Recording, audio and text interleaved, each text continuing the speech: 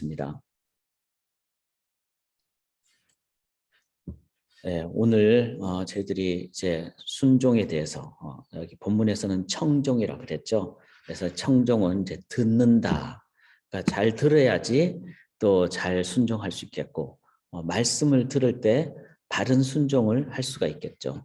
그래서 어제 묵상의 키워드는 순종이고 오늘 이제 그 결론에 어떤 말씀을 함께 나누시게 되겠습니다. 순종은 관계가 있을 때 순종하죠. 사랑하면 거기에는 열매도 있고 섬김도 있고 나눔도 있고 그렇죠. 그리고 또 순종은 내가 원하는 대로 순종이 아니라 순종해야 될 대상이 원하는 뜻대로 순종해야 되겠죠. 억지로 하면은 그건 오히려 더 부담이 됩니다. 그래서 하나님과의 관계가 온전하고 하나님을 바르게 이해하고 그럴 때 하나님의 뜻대로 순종하게 되겠죠. 우리가 막 억지로 순종하면은 그 다 서로 불편하죠. 그런데 하나님과 깊은 인격적인 관계를 갖게 되면은 자연스럽게 사랑하게 되고 섬기게 되고 그렇게 될 때 그 관계는 정말 천국의 그런 모습을 갖게 됩니다. 그러면서 이제 어제 네 번째까지 하나님이 이거 순종 안 하면 그 다음 단계로 그래서 벌을 7배나 더하고 또 7배나 더하고 그렇게 이제 하나님이 계속 네 번째까지 말씀하셨다는 건 뭐죠? 점점 더 어려워지니까 오늘 본문에 보면 아들, 딸 잡아먹는 것까지 나오잖아요. 그래서 가장 처참한 상황까지 갈 수가 있기 때문에 순종은 바로 지금 순종해야 된다. 안 하게 되면은 그 결과가 처참하게 되기 때문에 순종은 즉각 해야 된다. 그래서 어제 한번 보시면 좋을 것 같아요. 어떻게 하루를 지내셨는지. 뭐 이래저래 여러 가지 다양한 상황을 맞이하잖아요. 좋을 때도 있고 힘들 때도 있고 뭐 요즘은 아프신 분들도 많고 이럴 때 순종이 키워드가 돼서 그래서 하나님 관계가 제대로 될 때 내가 즉각 순종하면은 그 순종의 열매가 오늘 이제 드디어 나오게 되죠. 그래서 왜 하나님이 우리 보고 순종을 자꾸 이렇게 강조하실까? 그리고 또 순종은 뭘 순종해야 될 것인가? 한 번 더 오늘 본문을 보면서 저희가 이제 정리를 할 수 있기를 원합니다. 29절 한번 보시면요. 너희가 아들의 살을 먹을 것이요 딸의 살을 먹을 것이며 이제 다섯 번째 이제 순종에 대해서 말씀하시면서 뭐 불순종의 결과가 가장 처참한 모습을 얘기하죠. 가난하고 굶주리게 되고 이랬을 때 사람이 가장 처참한 자신의 자식을 이제 먹을 수밖에 없는 그런 상황. 그래서 불순종의 결과는 가장 처참하다. 이 다섯 번째뿐만 아니라 그 전의 내용을 보시더라도 불순종의 결과는 그 자체가 무서운 것이다. 그래서 오늘날 우리가 이 사회 보면은 부당한 거 있잖아요. 뭐 굶주리고 전쟁이 일어나고 이런 삶에 뭐 어제 뭐 나눴듯이 전염병 같은 경우도 그렇고 이런 모든 삶의 부당한 모습, 어려운 모습을 우리가 볼 때 그 결과는 실은 하나님의 뜻대로 하지 않았을 때 갖게 되는 모습이다. 이걸 생각할 때 우리가 순종에 대해서 좀 진지한 자세를 가져야 된다. 이런 생각을 하게 됩니다. 그러면서 우리가 오늘 본문을 또 보시면은 34절에 이렇게 말씀하시죠. 너희가 원수의 땅에 살 동안에 너희의 본토가 황무할 것이므로 땅의 안식을 누릴 것이라. 그때 땅의 안식을 누리리니 너희가 그 땅에 거주하는 동안 너희가 안식할 때 땅은 쉬지 못하였으나 그 땅이 황무할 동안에는 쉬게 되리라. 자, 하나님께서 이렇게 이제 불순종하면은 결국 이제 한 수백 년 후에 바벨론 포로로 끌려가서 70년 동안 있게 되는 이 상황까지 이미 레위기서에 예언을 하죠. 자, 우리가 항상 제가 말씀드리지만 저도 성경 읽으면서 이 예언을 왜 하실까? 실은 예언은 그렇게 될 것이다라는 의미도 있지만 그렇게 안 되기 위해서 하나님이 미리 경고를 주시는 거잖아요. 그래서 니느웨 백성들에게 회개를 예언을 하니까 그들이 회개하면은 그 벌이 안 내리는 거죠. 요나 선지자를 통해서. 마찬가지로 레위기서에 이렇게 강력하게 하나님 말씀을 하셨는데 회개했더라면은 그들은 70년 포로로 끌려가지 않는 겁니다. 그리고는 자식을 안 잡아먹어도 되는 겁니다. 그런 의미에서 우리가 순종을 아주 진지하게 생각하는 것은 앞으로를 위해서도 중요합니다. 자, 이제 남은 주님 다시 오실 때까지 우리에게 주신 이 말씀을 우리가 가볍게 여기고 말씀대로 순종 안 하고 돼버리면은 어떻게 될까요? 지옥불에 들어가는 겁니다. 70년이 아니라 수만 년이 아니라 영원토록이라는 겁니다. 이 부분을 우리가 성경 전체를 보면서 깨달을 때 이 순종의 엄중함을 우리가 가져야 됩니다. 그런데 그런 순종에 대해서 말씀하시면서 하나님이 실은 뜬금없이가 아니죠. 34절 35절에 왜 안식을 얘기를 하셨을까요? 안식을. 왜 하나님이 70년 동안 포로로 끌려가게 하셨을까요? 그거는 순종이 무엇이 진정한 하나님이 왜 순종을 하게 하시는지를 우리가 이해하도록 하기 위함입니다. 안식 70년 동안 이스라엘 백성들이 바벨론에 가 있으면 가나안 땅은 어떻게 되죠?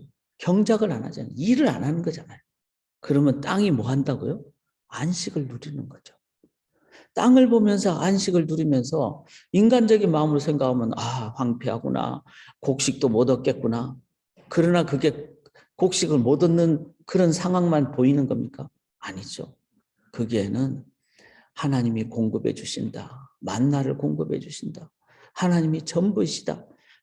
잊어버렸던 하나님을 다시 기억하게 되는.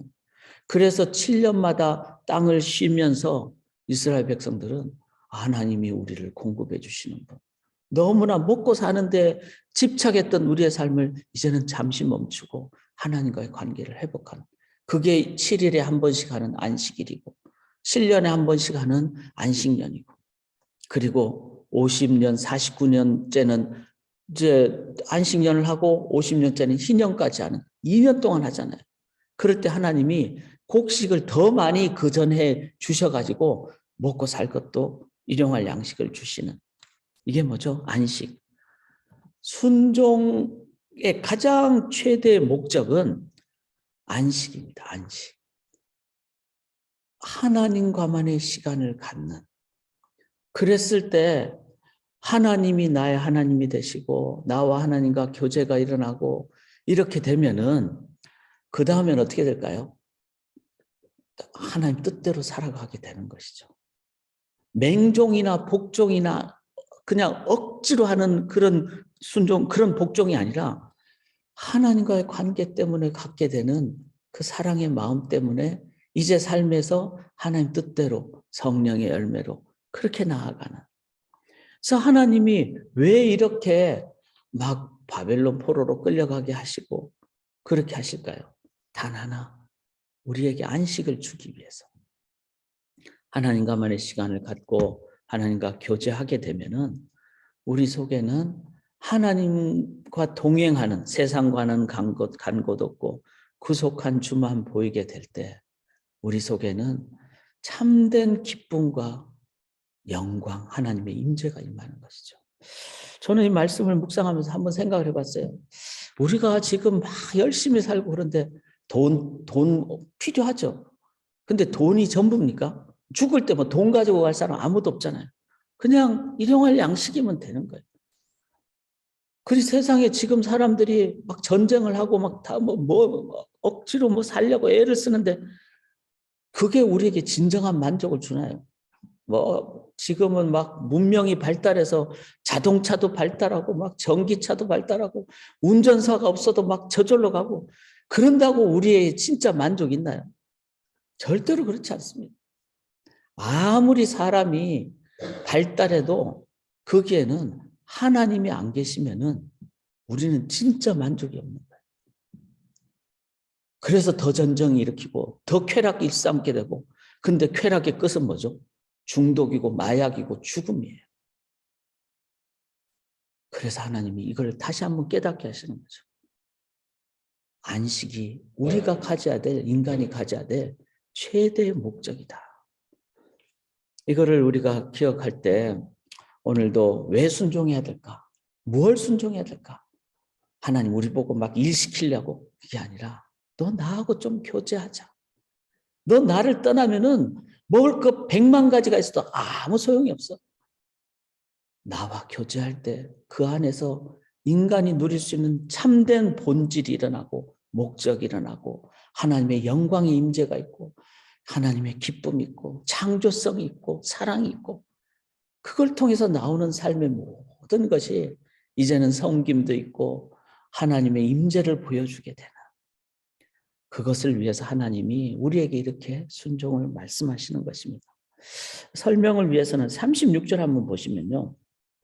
너희 남은 자에게는 이렇게 나오는데 이 남은 자라는 것은요.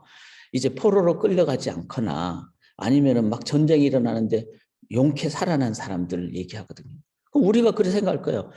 막 우리는 기근이 일어나는데 나는 그래도 먹을 거 숨겨놔서 좀 있어. 나는 지금 뭐 세상이 다 지금 막 그냥 전염병으로 고생해도 나는 아직도 뭐 괜찮아. 아니면 뭐 지금 세상이 지금 막 뭐 경제적으로 어렵잖아요. 그래도 나는 좀 먹고 살 거 있어.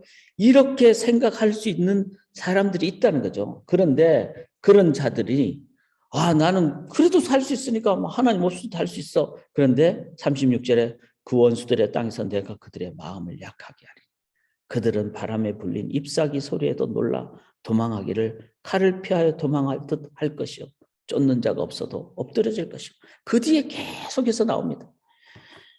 여러분 하나님 없이 내가 좀 먹고 산다. 하나님 없이 그래도 나는 뭐 지금 막 즐겁게 산다.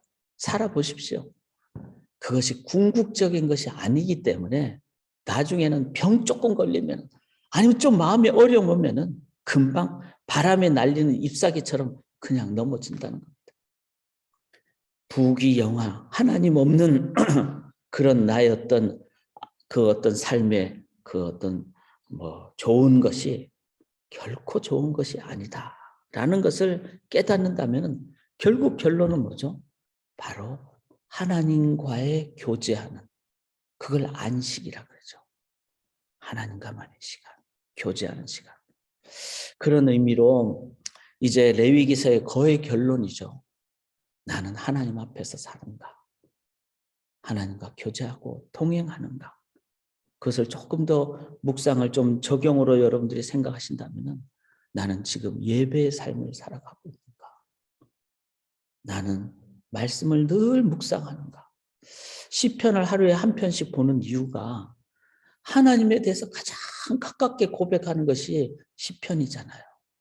우리는 하나님을 믿는다 그러면서 어쩌면 너무 멀리 생각하거나 근데 정말 하나님을 내 가슴에 그렇게 내 어떤 배우자처럼 아니면 그보다 더 가깝게 하나님과의 교제를 하고 계시는지 오늘도 개인 기도하실 때 달라는 기도도 하지만 하나님과 교제하는 기도도 하시고 성령 충만은 언제나 함께 하시는 성령님과 동행하는 것을 의미합니다.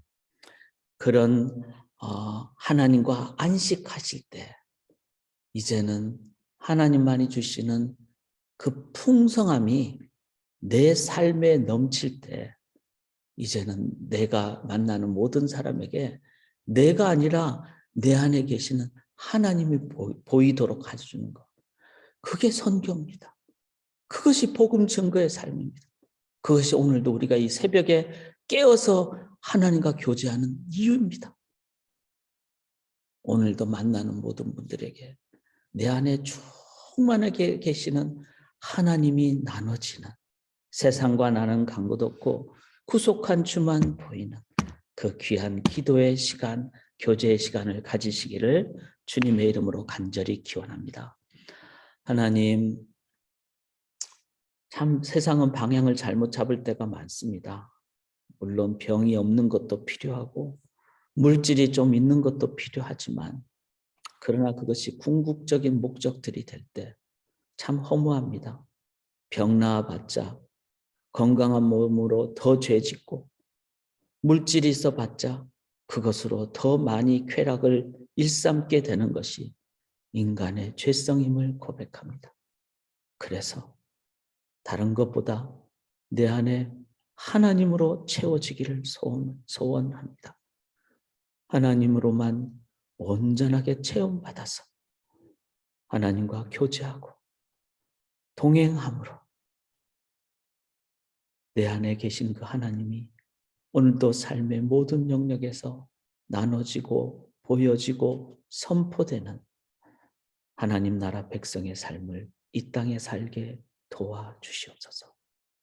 그 안식을 누리는 이 개인 기도 시간 하나님 임재로 함께하여 주시옵소서. 온전히 의지하고 살아계신 예수 그리스도의 이름으로 감사드리며 기도드리옵나이다. 아멘.